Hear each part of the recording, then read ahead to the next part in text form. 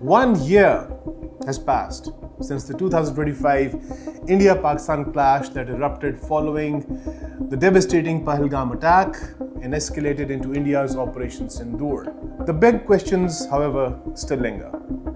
Who actually won that short but sharp conflict? Why is Pakistan, while facing an economic crisis, pouring billions into advanced submarines, precision missiles, satellite constellations, and stealth aircraft, while India, with its much larger economy, sixth largest economy, struggles to fill its fighter squadrons and push through major modernization programs? Why does Pakistan seem to be methodically building a modern, multi-domain fighting force, while India's flagship projects remain stuck in endless delays and PowerPoint presentations? From the commissioning of the Hangoor-class submarines to the operational FA-2 rockets, EO-3 satellites constellation, and networked precision systems, is Pakistan quietly preparing for something far bigger? Or is it just simply exposing the deepening decay in India's military execution? And the question everyone is asking, after 2025, who is truly emerging as South Asia's rising military power? Welcome to the truth that mainstream media prefers to ignore. My name is Qasim, and you're watching Radar Mode on Pakistan Connect.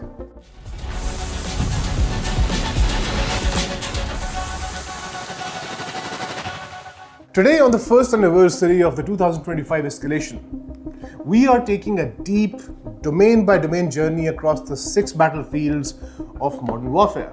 We will examine what actually happened during Operation Sindoor, or Bunyad al-Marsus, or Marka-e-Haq, what hard lessons were learned, and how Pakistan has systematically turned those lessons into decisive capability across land, sea and air, and not to forget space, cyber and electromagnetic spectrum. While India continues to lag in execution despite its seemingly infinite resources. One of the most common questions asked by analysts and viewers alike is this: why is Pakistan, while grappling with serious economic challenges, continuing to invest heavily in big-ticket defense platforms such as AIP submarines, aka the Hangoor class, J-35 stealth fighters, advanced satellite constellations, and precision strike systems? The straightforward answer is that these are not impulsive or politically driven purchases, but the result of a deliberate long-term strategic vision and multi-year planning that began well before the 2025 clash. Pakistan's military leadership has long understood that in an asymmetric relationship with a much larger adversary, survival depends on investing in high-leverage, high-impact capabilities that can deny the adversary freedom of action rather than attempting to match them symmetrically, something that Iran quite vigorously showcased in the recent conflict with the US. Programs like the Hangoor submarine project trace their roots back to the painful collapse of the German Type 214 deal around 2009-2010 due to financing issues and external reluctance. That setback forced a pragmatic pivot to China, leading to a carefully structured 8 submarine program with significant local construction in Karachi. Simply put, 4 of these submarines are being built in China, the first of which has been commissioned this week, and 4 of these submarines would be constructed in Karachi. What we are seeing today is simply the maturation of plans that were quietly advanced for over a decade. The same logic applies across other domains. Investments in stealth platforms, precision munitions, and space assets are treated as non-negotiable strategic insurance policies for national survival, not optional luxuries. By focusing on common platforms across services, technology transfer, and incremental indigenous development, Pakistan maximizes every rupee spent and builds genuine strategic depth even under fiscal constraints. The 2025 conflict did not create these programs. It merely accelerated their execution and validated the underlying doctrine. This disciplined long-term approach stands in the sharp and almost embarrassing contrast to India's situation. Despite enjoying a significantly larger economy and a much broader industrial base, India is facing an acute and worsening fighter squadron shortage, with numbers falling well below authorized levels. We're talking against a sanctioned strength of 62 squadrons, which was later revised for reasons unknown to 45 squadrons. The Indian Air Force is operating at about 21 squadrons or 20 squadrons. Now, some will say that that's not true, it's 29 squadrons, but you have to keep in mind that there are still 6 active Sepicat Jaguar squadrons. These are aging platforms that have no battlefield capability. They continue to soldier on while key modernization efforts such as the Tejas Mk1A and Mark II and the ambitious AMCA program, which was recently taken away from HAL and given to private players, remain plagued by repeated delays. Even the Rafale deal with France is facing challenges based on non-sharing of technology and source codes. It just might fall as well. How will India make up for these squadrons? There doesn't seem to be a plan on paper. It's still right up to PowerPoint level. On the naval side, India is actively phasing out old submarines. Yet, its much hyped Project 75I AIP submarine program, keeping in mind this has been going on for 30 years, it has been stuck in bureaucratic negotiations and technical wrangling for decades, directly threatening the overall numbers and operational readiness of its underwater fleet. What we witness in India is classic resource mismanagement on an extremely big scale. You will see big fanfare, lots of trumpeting, lots of ads, lots of posters, but enormous defense budgets undermined by crippling red tape, political interference, inter-service rivalries, and a procurement culture that produces far more press releases than actual inductions. Pakistan, operating with far fewer resources, is playing the game far more intelligently. It concentrates investment in truly game-changing capabilities such as AIP submarines for sea denial. We have talked about the AIP submarines and the Hangour class in detail in this video that we can watch by clicking here.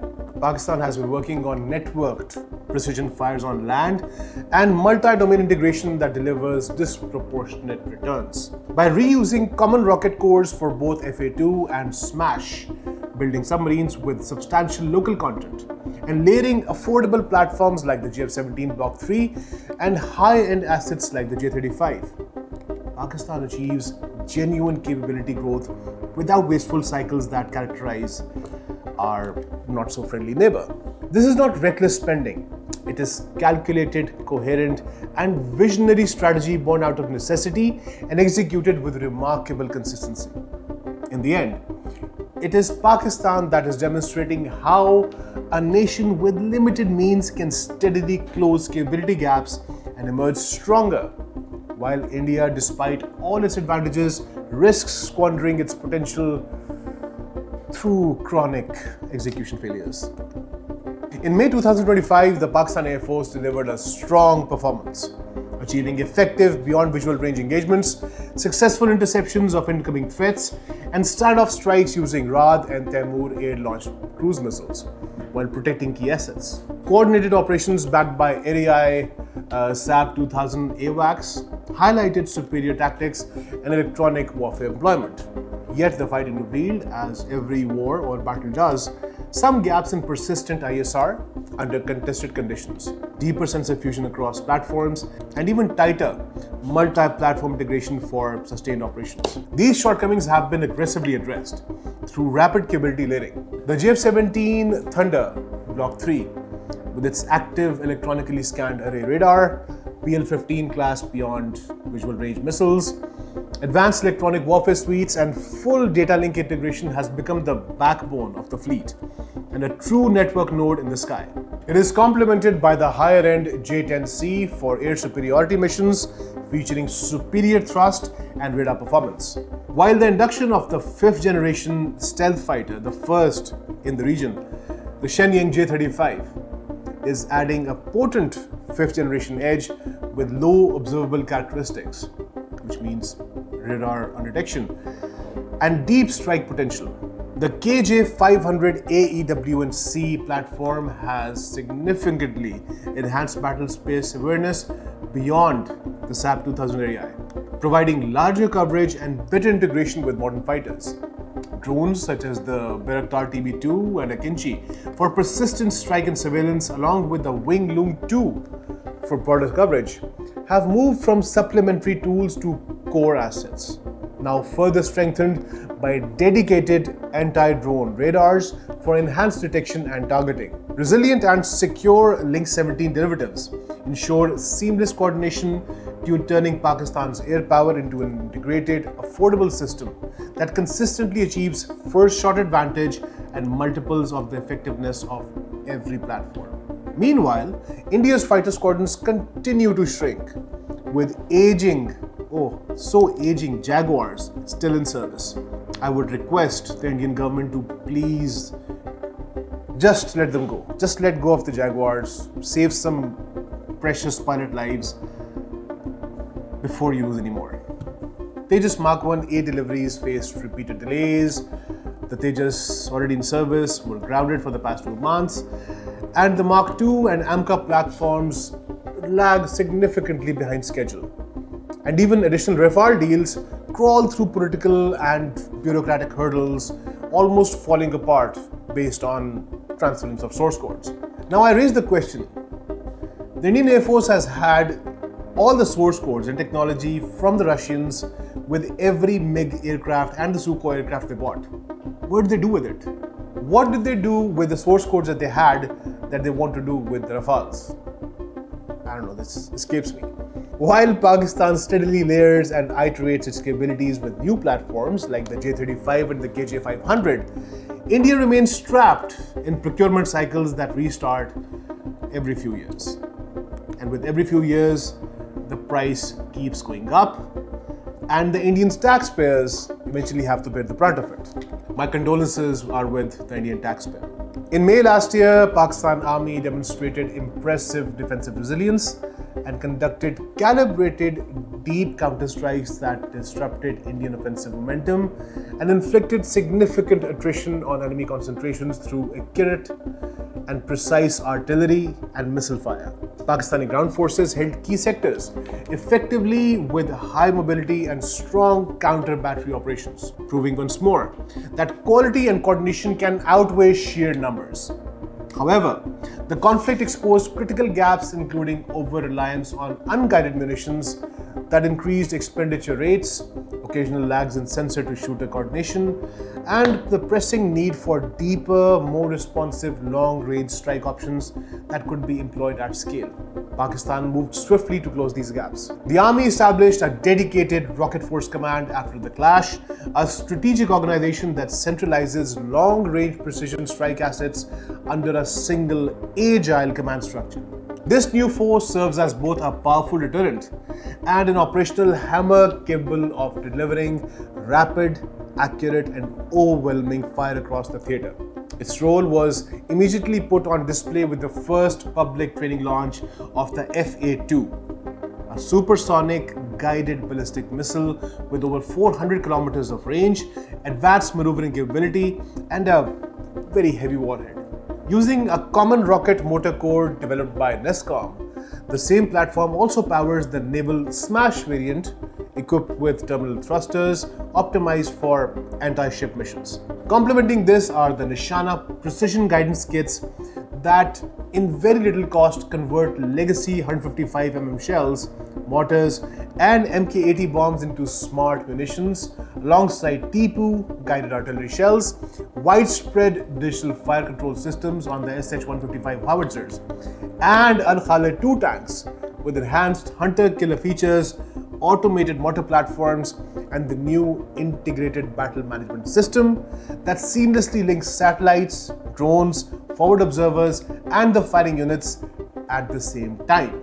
This has transformed the Pakistan Army from a force emphasizing mass to one built around networked precision, delivering maximum lethality under economic constraints and giving it a potent asymmetric edge against a numerically superior adversary.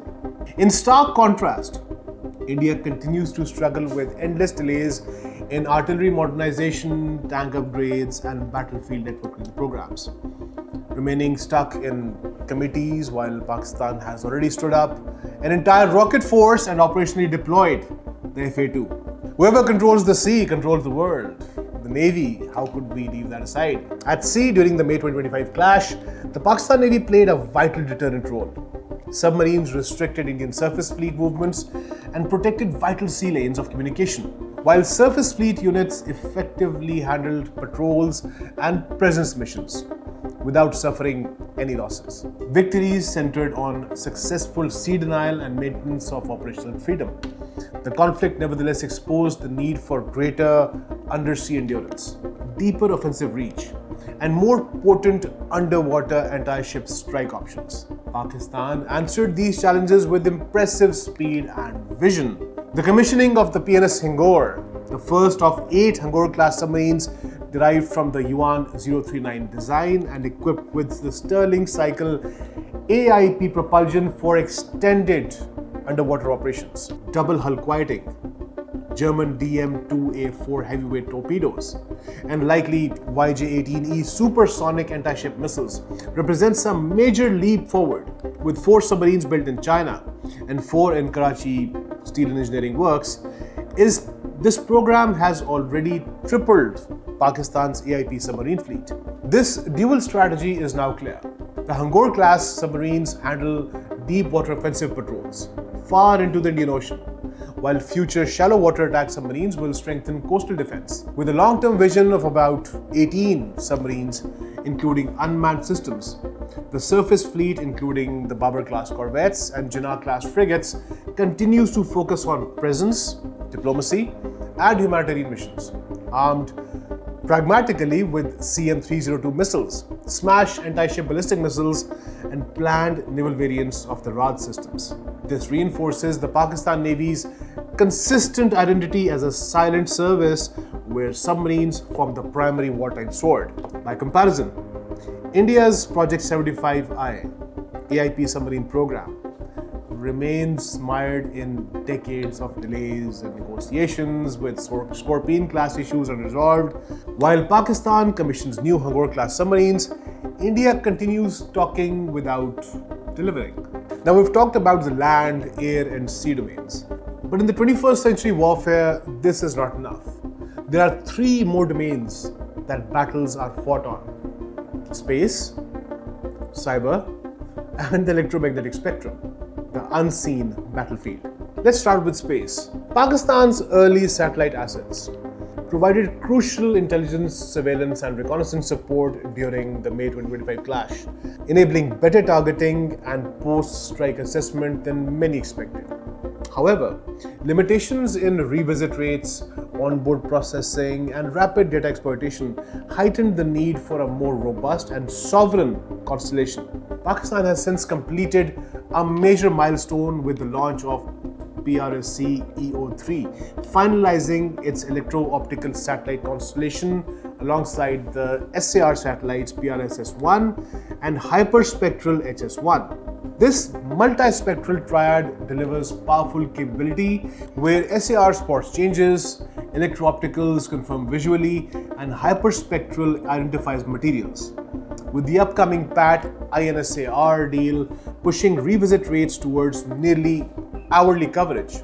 Pakistan's latest satellite, the Electro-Optical 3 or EO3, itself introduces 3D terrain mapping essential for cruise missile guidance, onboard artificial intelligence for real-time anomaly detection, and advanced power systems that reduce dependence on ground stations. These sovereign eyes now feed precision targeting, submarine queuing, and battlefield awareness across every domain. While India makes tall claims about its space ambitions, its programs remain fragmented and slower to deliver integrated operational effects, allowing Pakistan to pull clearly ahead in this critical enabler. As for India's GPS geolocation satellites, I believe 4 out of 7 are now defunct, leaving them with no capability as such. In the cyber domain, cyber operations during last year's clash focused on defending Pakistani networks while selectively disrupting Indian command and control links, successfully maintaining operational continuity and creating friction for the adversary. Gaps in offensive depth and tighter integration with other domains were identified and rapidly closed through the development of sovereign cyber capabilities now fully woven into the multi-domain operations. These efforts protect the entire kill chain, from satellites to missiles, and enable persistent gray zone pressure below the threshold of open conflict, forming the invisible foundation that keeps everything else running under pressure. India, by contrast again, continues to suffer repeated high-profile breaches and remains overly dependent on foreign systems, mainly Israeli systems, leaving critical vulnerabilities that Pakistan is increasingly positioned to exploit. That's what happens in battles and wars. The electromagnetic spectrum, the invisible battlefield. In this domain, Pakistani forces used effective jamming and radar disruption in the air and on the ground to degrade Indian drone and missile guidance, protecting their own units and blinding parts of the enemy kill chain. In the electromagnetic spectrum, a domain that we have discussed in detail in one of our previous videos that you can check out here, Pakistani forces used effective jamming and radar disruption in the air and on the land to degrade Indian Air Force and Indian drone and missile guidance, protecting their own units and blinding parts of the enemy kill chain. The need for broader layered systems and more resilient data links was clear, leading to the expansion of proven surface-to-air missile layers, including HQ-9 for long-range interception, LY-80 for mobile formations, and FM-90 for point defense and drone threats. Indigenous electronic warfare suites now equip fighters, ships, and ground units, while the induction of the Hava standoff jammer aircraft platform has added a radically powerful standoff electronic attack capability to disrupt enemy radars and communications at a very long distance. Resilient and secure Link 17 data links, combined with enhanced drone radars for counter-drone operations, ensure Pakistani forces remain connected even as they systematically shatter adversary coordination. This has turned the EMS into a full maneuver domain where Pakistan protects its precision assets while dominating the invisible battlefield. 1 year after the May 2025 clash, the picture across all 6 domains is unmistakable. Pakistan has emerged as a rising, coherent, and increasingly capable regional military power and provider, methodically mastering modern warfare by turning the hard lessons of 2025 into focused doctrine, common platforms, rapid integration, and relentless execution despite serious economic constraints. From the J-35 stealth aircraft and the KJ-500 airborne early warning system, strengthening the skies, the new rocket force delivering precision strikes on land, Hangor submarines controlling the depths, EO-3 satellites providing sovereign eyes, the Hava standoff jammer dominating the electromagnetic spectrum, and seamless networking across air, cyber, and every other domain.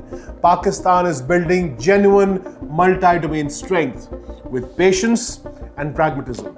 India, despite its much larger budget and economy, appears increasingly lazy and irrelevant in actual delivery. Flagship programs such as the Project 75I submarines, Tejas Mark II, AMCA, even the additional Rafale acquisitions remain trapped in endless bureaucratic delays and political theatre, producing more announcements than meaningful inductions. The old military truth still holds. If you want peace, you must prepare for war. Pakistan is doing exactly that with clarity of purpose and visible results. The region is watching closely, and the balance continues to shift in Pakistan's favor. That's all for this special episode marking the anniversary of the 2025 clashes between India and Pakistan. If you enjoyed this deep dive, please like the episode, subscribe to the channel, and share your thoughts in the comments. Has 2025 permanently changed the military equation in South Asia? My name is Qasim, and you've been watching Radar Mode on Pakistan Connect. Stay alert, stay vigilant, and I'll see all of you next week.